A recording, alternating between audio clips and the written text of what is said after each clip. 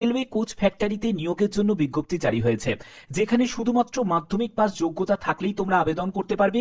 কোনো রকম আইটিআই যোগ্যতার প্রয়োজন নেই, কোনো অভিজ্ঞতার প্রয়োজন নেই। প্রত্যেক ছেলে মেয়েরা আবেদন করতে পারো। All India freshers candidate can apply. আবেদনের শেষ তারিখ হচ্ছে 11ই আগস্ট 2025। এখানে কোনো রকম তোমাদের রিটিন এক্সাম হচ্ছে না, কোনো রকম তোমাদের ইন্টারভিউ হবে না। রিটিন এক্সাম এবং ইন্টারভিউ ছাড়াই তোমাদের এই নিয়োগটি করা হচ্ছে। কিভাবে নিয়োগ করা হবে? শুধুমাত্র তোমাদের মাধ্যমিকের পার্সেন্টেজ অফ মার্কসের ভিত্তিতেই এই সিলেকশনটা করা হচ্ছে। তোমরা প্রত্যেকে আবেদন করতে পারো, যে কোনো জেলা, যে কোনো রাজ্য থেকে আবেদন করতে পারো। তো চলো মূল পিডিএফ এ চলে যাচ্ছি। তো দেখতে পাচ্ছ যে আমি পিডিএফটা ওপেন করে নিয়েছি।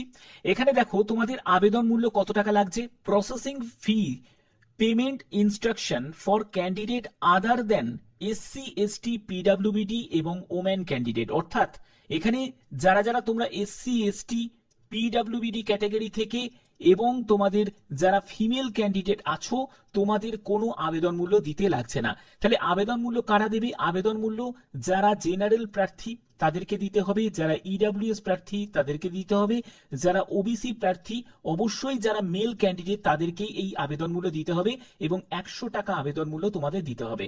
আবেদন মূল্য তোমাদের এখানে অনলাইনেই তোমাদের পে করতে হবে। এবং তোমাদের এখানে বলে রাখি, যেহেতু তোমাদের কোনো রিটিন এক্সাম থাকছে না, কোনো রকম তোমাদের ইন্টারভিউ হবে না, যেহেতু তোমাদের মাধ্যমিকের পার্সেন্টেজ অফ মার্কসের ভিত্তিতে সিলেকশনটা করা হচ্ছে, তো সেক্ষেত্রে তোমাদের মাধ্যমিকের যাবতীয় সার্টিফিকেট, মার্কশিট, অ্যাডমিট কার্ড সবকিছু তোমাদের প্রয়োজন আছে।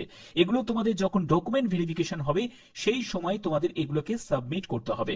আমরা এবার পরপর স্টেপ বাই স্টেপ দেখে নেব কি কি করতে হবে। দেখো, এখানে তোমাদের প্রথমে একটি রেজিস্ট্রেশন করতে হবে। রেজিস্ট্রেশন করে তোমাদের আবেদন করতে হবে, যেখানে তোমার একটি মেল আইডি এবং পাসওয়ার্ড তোমাদের প্রয়োজন আছে। এবং পাসওয়ার্ডটা তোমাদের অবশ্যই নোট ডাউন করে রাখবে, যেটা তোমাদের ডেট অফ বার্থ দিয়েই তোমাদের পাসওয়ার্ডটা একটা ক্রিয়েট করবে। এবং তোমাদের এখানে আবেদন মূল্যের ব্যাপারটা তোমাদের অলরেডি ক্লিয়ার করে দিলাম। এখানে বলছে নো রিকোয়েস্ট অফ রিফান্ড, অর্থাৎ কোনো রকম ভাবে তুমি যদি ভুল ভ্রান্তি করে যদি আবেদন করো, তাহলে সেই আবেদন মূল্য কিন্তু তোমাদের একবার যদি তুমি আবেদন মূল্য জমা দাও, তাহলে সেটা কিন্তু কোনো রকম ভাবেই রিফান্ড হবে না। ওকে। এবং দেখো তোমাদের আবেদন 12ই জুলাই থেকে আবেদন শুরু হয়েছে এবং 11ই আগস্ট হচ্ছে আবেদনের শেষ তারিখ। প্রত্যেকে আবেদন করতে পারো, সম্পূর্ণ অনলাইন মোডে এই আবেদন তোমাদের নেওয়া হচ্ছে। অফিসিয়াল সাইট, তোমাদের যে আবেদন করার যে লিঙ্ক সেটা আমি ডেসক্রিপশনে দিয়ে দেবো, তোমরা সেখান থেকে ডাইরেক্ট ভিজিট করে আবেদন করতে পারবে। ঠিক আছে। এবং দেখো তোমাদের আবেদন করার সময় তোমাদের পাসপোর্ট সাইজের ছবি লাগবে এবং কিছু প্রয়োজনীয় ডকুমেন্ট সার্টিফিকেট সেটাও তোমাদের প্রয়োজন আছে, যেটা তোমাদের জেপিজি জেপিইজি ফরম্যাটেই কিন্তু তোমাদের আপলোড করতে হবে। এখানে দেখো তোমাদের এই যে নিয়োগটি, এটা হলো একটা অ্যাপ্রেন্টিসিপে নিয়োগ করা হচ্ছে, কিন্তু সব থেকে গুরুত্বপূর্ণ বিষয় যেটা এক্স আইটিআই ক্যান্ডিডেটদের জন্য যেমন শূন্যপদ আছে, যারা নন আইটিআই ক্যান্ডিডেট আছো, যারা ফ্রেশার্স ক্যান্ডিডেট তাদের জন্যও শূন্যপদ আছে। ফ্রেশার্স ক্যান্ডিডেট কোন কোন দেখো ট্রেডগুলোতে, ফিটার, ইলেকট্রিশিয়ান, মেশিনিস্ট, এই সব পোস্টগুলোতে যেমন হচ্ছে তোমাদের মাধ্যমিক যোগ্যতা প্রয়োজন এবং 50% তোমার মাধ্যমিকে নম্বর থাকতে হবে with science and maths under 10+2 সিস্টেমে। ঠিক আছে। 2 বছর তোমাদের ট্রেনিং পিরিয়ড থাকবে। আর যারা আইটিআই পাশ করা যাদের ক্যান্ডিডেট তাদের 1 বছর ট্রেনিং পিরিয়ড থাকবে। ঠিক আছে। অর্থাৎ বুঝতে পারছো, যারা নন আইটিআই তারাও আবেদন করতে পারছে।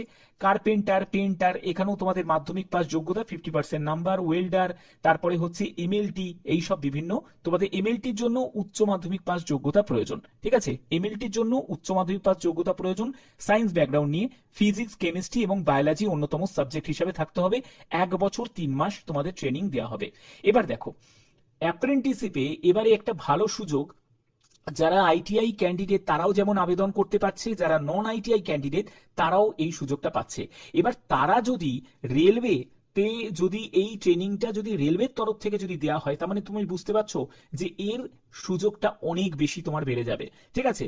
এবং তোমরা বলবে যে স্যার কি কি কাজে লাগে, অ্যাপ্রেন্টিসিপ করে তো অনেকেই ঘরে বসে আছে। দেখো, প্রথম কথা, অ্যাপ্রেন্টিসিপ করে তোমাদের যেটা লাভ সেটা হলো সিসিএএ ক্যাটাগরির মধ্যে তুমি নথিভুক্ত হয়ে যাবে, যেখানে তুমি যখন গ্রুপ ডির ক্ষেত্রে দেখবে, গ্রুপ ডির কাট অফ মার্কস দেখবে, সেখানে 35-45 এই নাম্বারে কিন্তু সিলেকশন হয়ে যায়, তারও কমে সিলেকশন হয়ে যায়। কতজন ক্যান্ডিডেট আছে যারা অ্যাপ্রেন্টিসিপ করা থাকে? খুব কম। খুব কম ক্যান্ডিডেট আছে যারা অ্যাপ্রেন্টিসিপ করা থাকে। আর একবার যদি তুমি অ্যাপ্রেন্টিসিপ করা থাকে, তাহলে তোমাদের গ্রুপ ডির জন্য যে পিইটি আছে না, সেই পিইটি তে তোমাকে দিতে হবে না, শুধু তুমি রিটিন এক্সাম দেবে, ব্যাস। তোমার হয়ে যাবে, তারপরে তুমি মেডিকেলে চলে যাবে, তোমাদের কোনো পিইটি দিতে হবে না। তাহলে এর সুযোগ কিন্তু আছে। ওকে, এবার দেখো এর পরবর্তী হচ্ছে যারা আইটিআই যারা পাশের ক্যান্ডিডেট, তাদের হচ্ছে তোমাদের মাধ্যমিকের যে নাম্বার তাদের সেটা দেখা হবে এবং তোমাদের আইটিআই এর নাম্বারটা দুটোকে কম্বাইন করে দেখা হবে এবং তাদের 1 বছর সময়সীমা থাকবে, মানে ট্রেনিং এর যে পিরিয়ডটা 1 বছর থাকবে। এজ লিমিটের ক্ষেত্রে বলে রাখি 11/8/2025 হিসাবে তোমাদের এজ ক্যালকুলেট করতে হবে।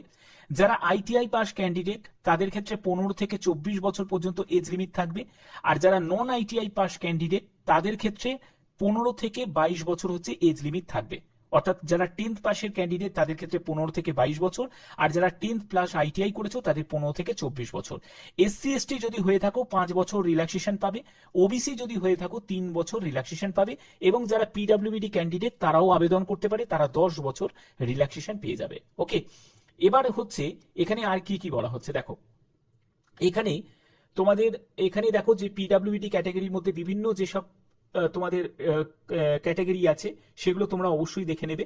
এবং এখানে আর একটা ব্যাপার কিন্তু ইম্পর্টেন্ট বলে দিয়েছে যে ক্যান্ডিডেট হায়ার কোয়ালিফিকেশন দেন 10th, যদি তোমাদের দেখো degree, diploma, engineering degree, course completed act apprentice not eligible to apply for act apprenticeship. দেখো তোমাদের যদি হায়ার কোয়ালিফিকেশন থাকে, মানে হচ্ছে তোমার ধরো ডিগ্রি করা থাকলো, ডিপ্লোমা করা থাকলো, মানে পলিটেকনিক ডিপ্লোমা বা বিটেক করা থাকলো, তাহলে তুমি কিন্তু এখানে এলিজিবল নয়।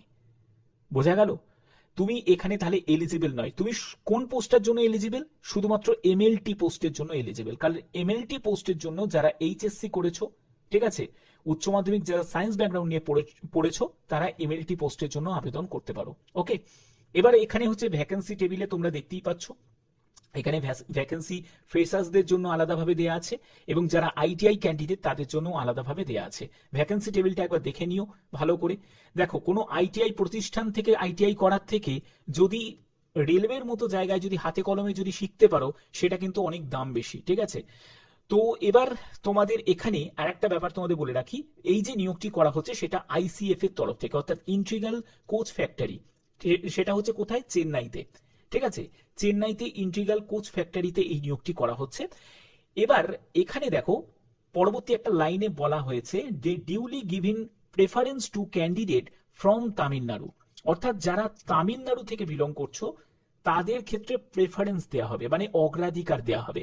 এরকম কোনো ব্যাপার নেই যে অন্য রাজ্য থেকে যারা আবেদন করবে, যেমন হচ্ছে ওয়েস্ট বেঙ্গল বলো, আসাম বলো, ত্রিপুরা বলো, এই রাজ্য থেকে যদি আবেদন করে তাদের আবেদনকে রিজেক্ট করে দেওয়া হবে বা তাদের কোনো রকম ট্রেনিং এর সুযোগ দেওয়া হবে না, তা নয়। কিন্তু তাদের কেউ দেওয়া হবে সুযোগ, কিন্তু তামিলনাড়ু স্টেট থেকে যারা ক্যান্ডিডেট আছে তাদেরকে আগে সুযোগ দেওয়া হবে। বোঝা গেল? এই হচ্ছে তোমাদের মেন ব্যাপার। যদি তোমরা আবেদন করতে চাও, যদি এই অ্যাপ্রেন্টিসশিপ ট্রেনিংটা যদি নিতে চাও, তাহলে অবশ্যই কিন্তু নিতে পারো। এটা কিন্তু অনেকের জন্য একটা বড় সুযোগ, কারণ প্রথম কথা এখন আইটিআই ক্যান্ডিডেটদের সাথে সাথে যারা ফ্রেশার্স ক্যান্ডিডেট, যাদের আইটিআই করা নেই, যাদের মাধ্যমিক শুধুমাত্র যোগ্যতা, তাদেরকেও সুযোগ দেওয়া হচ্ছে। এবার যদি তুমি এখানে স্টাইপিনের ব্যাপারটা যদি দেখো, তোমাদের যারা ফ্রেশার্স ক্যান্ডিডেট, যারা মাধ্যমিক যোগ্যতা ট্রেডে অ্যাপ্লাই করবে, তারা 6,000 টাকা প্রতি মাসের স্টাইপেন্ড পাবে। যারা উচ্চ মাধ্যমিক মানে এমএলটি ট্রেডের জন্য যারা আবেদন করবে, সেখানে তোমরা 7,000 টাকা করে প্রতি মাসে স্টাইপেন্ড পাবে। আর যারা আইটিআই ক্যান্ডিডেট তারা 7,000 টাকা করে প্রতি মাসে স্টাইপেন্ড পাবে। ওকে, তো এই হচ্ছে তোমাদের মেন ব্যাপার। এবং পরবর্তী দেখো তোমাদের সেকেন্ড ইয়ারে, মানে ফার্স্ট ইয়ারে তোমাদের এইটা থাকবে এবং সেকেন্ড ইয়ারে ইনক্রিজ 10% করে সেকেন্ড ইয়ারে তোমাদের ইনক্রিজ হয়ে যাবে। অর্থাৎ তোমাদের যেটা 6,000 আছে সেটা 6,600 টাকা হয়ে যাবে, যেটা 7,000 আছে সেটা 7,700 টাকা হয়ে যাবে। ওকে, ক্লিয়ার? তো আশা করছি বুঝতে পেরেছো। এর অফিসিয়াল লিংক আমি ডেসক্রিপশনে দিয়ে দেবো, তোমরা সেখান থেকে ডাইরেক্ট ভিজিট করে আবেদন করতে পারো। যেহেতু একটা ট্রেনিং, অ্যাপ্রেন্টিসশিপ ট্রেনিং, এই সুযোগটাকে তোমরা যদি চাও প্রত্যেকে কাজে লাগাতে পারো।